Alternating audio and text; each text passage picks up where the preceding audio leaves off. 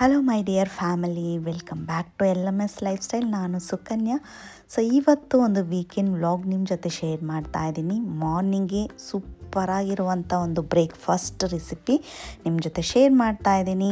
So ಇವತ್ತು ನಾನು mutton sambar ಮತ್ತು ಇಡ್ಲಿ ಬ್ರೇಕ್ಫಾಸ್ಟಿಗೆ ಮಾಡ್ತಿದ್ದೀನಿ. ಮಟನ್ ಸಾಂಬಾರಿಗೆ ಬೇಕಾಗಿರುವ ಇಂಗ್ರೀಡಿಯೆಂಟ್ಸ್ನ ನಾನು ತೋರಿಸ್ತಾ ಇದ್ದೀನಿ. ಮಾರ್ನಿಂಗೆ ನಾನು ಎದ್ದು ಜಿಮ್ಗೆಲ್ಲ ಹೋಗ್ಬಿಟ್ಟು ಬಂದಾಯಿತು. ರೆಗ್ಯುಲರಾಗಿ ಅದೇ ತೋರಿಸೋದು ಬೇಡ ಅಂತ ಹೇಳಿ ಡೈರೆಕ್ಟಾಗಿ ನಾನು ವ್ಲಾಗ್ ಒಳಗೆ ಹೋಗ್ತಾ ಇದ್ದೀನಿ. ಸೊ ಮಟನ್ ಸಾಂಬಾರಿಗೆ ನೋಡಿ ಇಷ್ಟು ಒಂದು ಇಂಗ್ರೀಡಿಯೆಂಟ್ಸ್ನ ತೊಗೊಂಡಿದ್ದೀನಿ. ಸ್ವಲ್ಪ ತೆಂಗಿನಕಾಯಿ, ಚಕ್ಕೆ, ಲವಂಗ, ಏಲಕ್ಕಿ ಹಾಕಬೇಡಿ. ಸ್ವಲ್ಪ ಶುಂಠಿ, ಬೆಳ್ಳುಳ್ಳಿ, ಕಡಲೆ, ಗಸಗಸೆ, ಆಮೇಲೆ ಸೋಂಬು, ಸ್ವಲ್ಪ ಜೀರಿಗೆ, ಟೊಮೊಟೊ, ಈರುಳ್ಳಿ, ಕೊತ್ತಂಬರಿ ಸೊಪ್ಪು. ಸೊ ಇಷ್ಟು ಹಾಕ್ಕೊಂಡು ಮಿಕ್ಸಿ ಜಾರಿಗೆ ಚೆನ್ನಾಗಿ ರುಬ್ಕೋಬೇಕು. ಇದ್ರ ಜೊತೆಗೆ ಸ್ವಲ್ಪ ಪೌಡರ್ಸ್ನ ಆ್ಯಡ್ ಮಾಡ್ತಿದ್ದೀನಿ, ಮಸಾಲ ಪೌಡರ್ಸ್ನ. ಸೊ ಒಂದು 2-3 ಸ್ಪೂನು ಧನಿಯಾ ಪೌಡರ್ ಹಾಕ್ತಾಯಿದ್ದೀನಿ. ಸೊ ಇದಕ್ಕೆ ಖಾರದ ಪೌಡರು, ಮನೇಲಿ ಮಾಡಿರುವಂಥ ಸಾಂಬಾರು ಪೌಡರು ಒಂದು ಸ್ವಲ್ಪ, ಖಾರದ ಪೌಡರು, ಅರಿಶಿನ ಸ್ವಲ್ಪ ಹಾಕ್ಕೊಳ್ತಾ ಇದ್ದೀನಿ.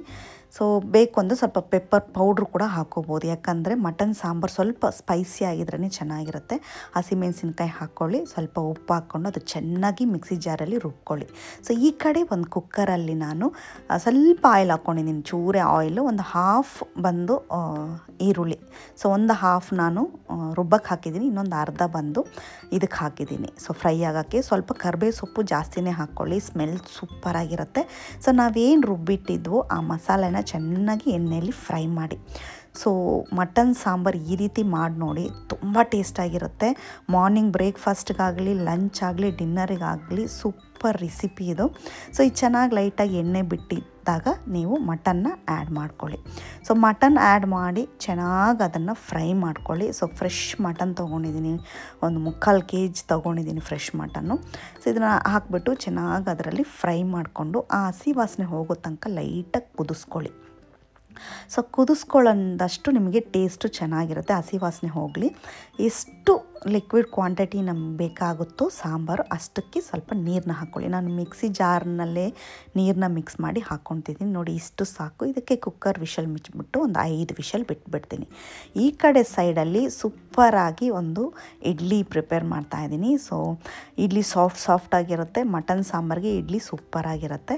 ಸೊ ಇದು ಯಾಕೆ ಹುಣಸೆ ಹಾಕ್ತಾಯಿದ್ದೀನಿ ಅಂದರೆ, ಈ ಇಡ್ಲಿ ಪಾತ್ರೆ ಎಲ್ಲ ಒಂಥರ ಆಗಿಬಿಡುತ್ತೆ ಇಡ್ಲಿ ಮಾಡಿದ್ರೆ. ಸೊ ಆವಾಗ ಆ ಜಿಡ್ಡೆಲ್ಲ ಹೋಗೋದಕ್ಕೋಸ್ಕರ ನಾನು ಅದರಲ್ಲಿ ಸ್ವಲ್ಪ ಹುಣಸೆ ಹುಳಿ ಹಾಕ್ತಾಯಿದ್ದೀನಿ. ನೀರು ಚೆನ್ನಾಗಿ ಕುದ್ಮೇಲೆ ಇಡ್ಲಿನ ಬಂದು ಈ ರೀತಿ ಹಾಕಿಬಿಟ್ಟಿದ್ದೀನಿ. ನೆಕ್ಸ್ಟ್ ಬಂದು ಅದಕ್ಕಿಂತ ಮುಂಚೆ ಸ್ವಲ್ಪ ಕಾಫಿ ಇಡೋಣ ಅಂತ ಕಾಫಿ ಇಡ್ತಾಯಿದ್ದೀನಿ. ಯಾಕಂದರೆ ಸ್ವಿಮ್ಮಿಂಗ್ ಕರ್ಕೊಂಡು ಹೋಗ್ಬೇಕು, ಲಿಯಾಗೆ ಸ್ವಿಮ್ಮಿಂಗ್ ಕರ್ಕೊಂಡು ಹೋಗ್ಬೇಕಾದ್ರಾಗ ಸ್ವಲ್ಪ ಕಾಫಿ ಮಾತ್ರ ಕುಡ್ಕೊಂಡು ಹೋಗ್ತೀವಿ. ಬಂದ ಮೇಲೇ ಬ್ರೇಕ್ಫಾಸ್ಟನ್ನ ತಿಂತೀವಿ. ಸೊ ಫ್ರೆಶ್ಶಾಗಿ ನಾನು ಬೆಳಗ್ಗೆನೇ ಹೋಗ್ಬಿಟ್ಟು ಕರಿಬೇವು ಸೊಪ್ಪು, ಸ್ವಲ್ಪ ತರಕಾರಿಗಳೆಲ್ಲ ತೊಗೊಂಡು ಬಂದುಬಿಟ್ಟೆ. ಯಾಕಂದರೆ ನಾನು ಬರ್ತೀನಲ್ವ ಜಿಮ್ ಮುಗಿಸ್ಕೊಂಡು, ಆ ಬರೋ ಟೈಮಲ್ಲೇ ಇವನ್ನೆಲ್ಲ ನಾನು ತೊಗೊಂಡು ಬಂದುಬಿಡ್ತೀನಿ. ಸೊ ನೀಮ್ ಪೌಡರು, ಈ ನೀಮ್ ಪೌಡರ್ ಏನಕ್ಕೆ ತಂದೆ ಅಂದರೆ, ಹಸ್ಬೆಂಡ್ ತಲೆಯಲ್ಲಿ ಸ್ವಲ್ಪ ಏನೋ ಹೀಟ್ ಬಾಲ್ಸ್ ಥರ ಬಂದಿದೆ, ಅದಕ್ಕೆ ತೊಗೊಂಡು ಬಂದಿದ್ದೀನಿ. ಮತ್ತು ಇದೇನೋ ಹರ್ಬಲ್ದು ಬಂದು ಈ ಥರ ಧೂಪ ತೊಗೊಂಬಂದಿದ್ದೀನಿ. ಸೊ ಚೆನ್ನಾಗೇ ಇದೆ, ಲಾಸ್ಟ್ ಒಂದು ಟೈಮ್ ಯೂಸ್ ಮಾಡಿದೆ. ಸ್ವಲ್ಪ ಕಾಸ್ಟ್ಲಿಯೇ, ಬಟ್ 6 ಬರುತ್ತಷ್ಟೇ. 6 ದಿನಕ್ಕೆ ಆರಾಮಾಗಿ ಯೂಸ್ ಮಾಡ್ಕೋಬೋದು, ಸ್ವಲ್ಪ ಜಾಸ್ತಿನೇ ಇದೆ. ಮತ್ತು ಈ ನೀಮ್ ಪೌಡರ್ ಇದೆ ನೋಡಿ, ಅದು ನೀವು ಪಿಂಪಲ್ಗೆ ಇಲ್ಲ ಹೇರ್ ಡ್ಯಾಂಡ್ರಫ್ಗೆ ಯಾವುದೇ ಹೇರ್ ಪ್ರಾಬ್ಲಮ್ ಇದ್ರೂ ಅದನ್ನು ಪೇಸ್ಟ್ ಮಾಡಿ ಅಪ್ಲಿಕೇಶನ್ ಮಾಡಿ ಒಂದು 3-4 ಸತಿಗೆ ಅದು ಕ್ಲಿಯರ್ ಆಗುತ್ತೆ. ನೀವು ಯಾವ ದುಬಾರಿ ಏನೂ ಹಾಕೋದು ಬೇಡ. ಬಟ್ ಈ ನೀಮ್ ಪೌಡರ್ ಅಪ್ಲೈ ಮಾಡಬೇಕಂದ್ರೆ ಶ್ಯಾಂಪೂಯಿಂದ ನೀಟಾಗಿ ವಾಶ್ ಮಾಡಿರಿ. ಸೊ ಅಂದರೆ ಅವತ್ತೇ ಅಲ್ಲ, ನೆನ್ನೆ ಶ್ಯಾಂಪೂಯಿಂದ ವಾಶ್ ಮಾಡಿದರೆ ಇವತ್ತು ಅಪ್ಲಿಕೇಶನ್ ಮಾಡ್ಕೊಳ್ಳಿ.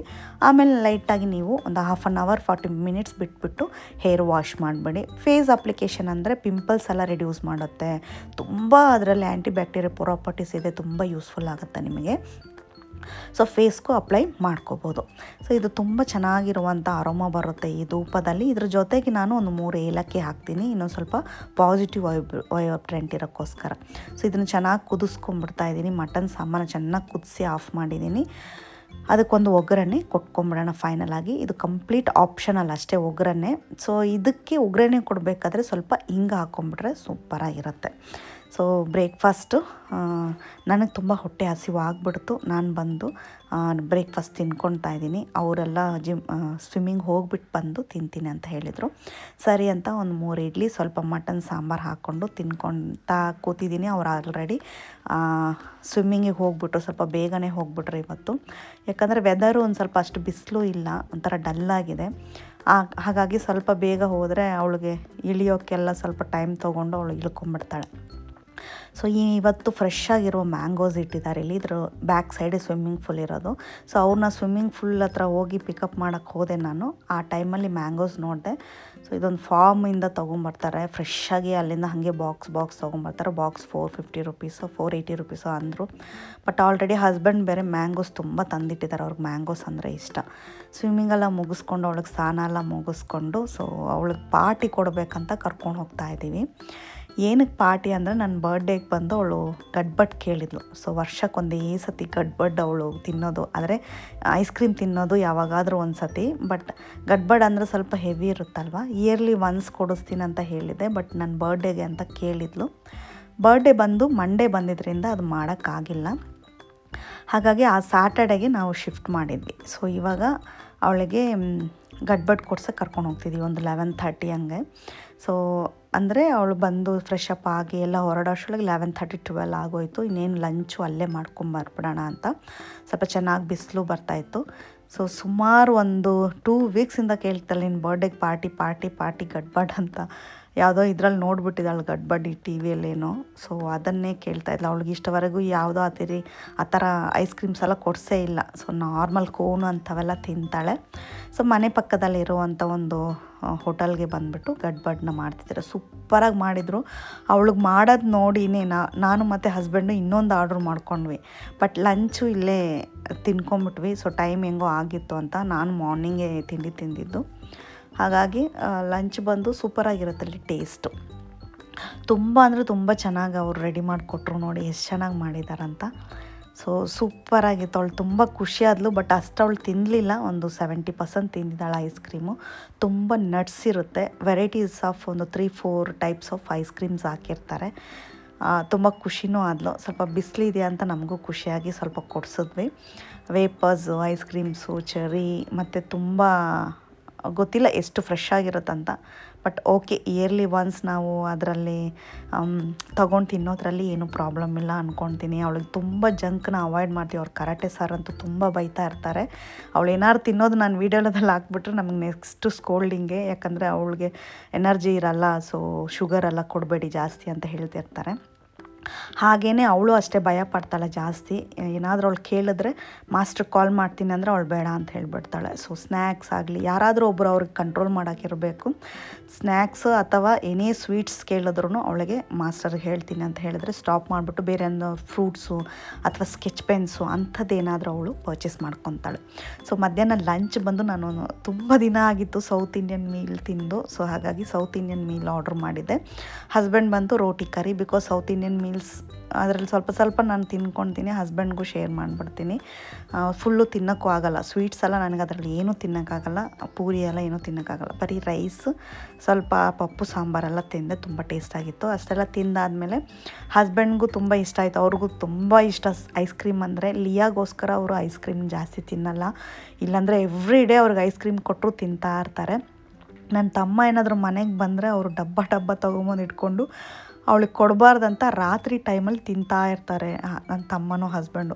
ಸೊ ಅವರಿಬ್ರಿಗೂ ಅಷ್ಟೇ ಐಸ್ ಕ್ರೀಮ್ ತುಂಬ ಇಷ್ಟ. ಜೊತೆಗೆ ತುಂಬ ನಟ್ಸ್ ಹಾಕಿ ಕೊಟ್ಟರೆ ತುಂಬ ಇಷ್ಟ ಆಗುತ್ತೆ.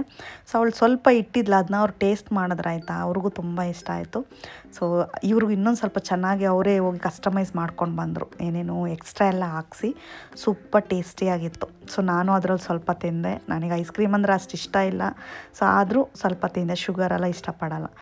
ಸೊ ವೀಕೆಂಡ್ಸಲ್ಲಿ ಜಾಸ್ತಿ ಯಾವುದೋ ಆರ್ಡರ್ಸ್ ತೊಗೊಳ್ಳಲ್ಲ ನಾನು, ಆಲ್ಮೋಸ್ಟ್ ಫ್ಯಾಮಿಲಿ ಟೈಮೇ. ಬಟ್ ತುಂಬ ಫ್ರೆಂಡ್ ಒಬ್ಬರಿಗೆ ಅರ್ಜೆಂಟಾಗಿ ಸ್ವಲ್ಪ ಸಿಂಪಲ್ಲಾಗಿ ಸ್ಯಾರಿ ಡ್ರೇಪ್ ಮಾಡಿ ಒಂದೇ ಒಂದು ಸಿಂಪಲ್ ಹೇರ್ ಸ್ಟೈಲ್ ಮಾಡು ಅಂತ ಹೇಳಿದ್ರು. ಇದನ್ನು ಮುಗಿಸ್ಕೊಂಡು ಹೋಗಿ ಅವ್ರಿಗೆ ಫಂಕ್ಷನ್ಗೆ ಲೈಟಾಗಿ ರೆಡಿ ಮಾಡಿದ್ದೆ. ಹೇಗಿದೆ ಅಂತ ನೀವು ನೋಡ್ಬಿಟ್ಟು ಹೇಳಿ. ತುಂಬ ಕ್ಲೋಸ್ ಆಗಿದ್ದರಿಂದ ಸೊ ಅವ್ರು ಯಾರ ಹತ್ರನೂ ಹೋಗಲ್ಲ. ಸೊ ಹಾಗಾಗಿ ನಾನು ಸ್ವಲ್ಪ ಬೇಗನೆ ಮುಗಿಯುತ್ತೆ ಅಂತ ಹೇಳಿ ಸ್ವಲ್ಪ ಅವರಿಗೆ ಸ್ಯಾರಿ ಡ್ರೇಪಿಂಗ್ ಮಾಡಿ ಒಂದು ಸಿಂಪಲ್ ಹೇರ್ ಸ್ಟೈಲ್ ಮಾಡಿದ್ದೀನಿ. ಸೊ ಇದು ಬೇಗ ಕ್ವಿಕ್ಕಾಗಿ ಆಗೋಯಿತು. ಸ್ಯಾರಿ ಬಂದು ಒಂದಿನ ಮುಂಚೆನೇ ನಾನು ಬಂದು ತೊಗೊಂಡ್ಬಿಟ್ಟು ಅದನ್ನು ಪ್ರಿಪ್ಲೇಟ್ ಮಾಡಿ ಇಟ್ಕೊಂಡ್ಬಿಡ್ತೀನಿ. ಸೊ ಆವಾಗ ಈಸಿ ಆಗುತ್ತೆ ನಮಗೆ. ಇವತ್ತಿನ ವಿಡಿಯೋ ಇಷ್ಟೇ. ಈ ವಿಡಿಯೋ ನಿಮಗೆ ಇಷ್ಟ ಆಗಿದರೆ ಒಂದು ಲೈಕ್ ಮಾಡಿ, ಶೇರ್ ಮಾಡಿ, ಸಬ್ಸ್ಕ್ರೈಬ್ ಮಾಡಿ ಅಂತ ಹೇಳ್ತಾ ಈ ವಿಡಿಯೋ ಇಲ್ಲಿಗೆ ಮುಗಿಸ್ತಾ ಇದ್ದೀನಿ. ನೆಕ್ಸ್ಟ್ ಒಂದು ಸೂಪರ್ ಆಗಿರೋ ವಿಡಿಯೋದಲ್ಲಿ ನಿಮ್ಮನ್ನೆಲ್ಲ ಭೇಟಿ ಮಾಡ್ತೀನಿ. And till then take care. ಒಳ್ಳೆ ಆಹಾರ ತಿನ್ನಿ, ಆರೋಗ್ಯವಾಗಿರಿ. ಹೀಗೆ ನನ್ನ ಚಾನಲ್ಗೆ ಸಪೋರ್ಟ್ ಮಾಡ್ತೀರಿ. Thank you for watching. Bye bye. Take care.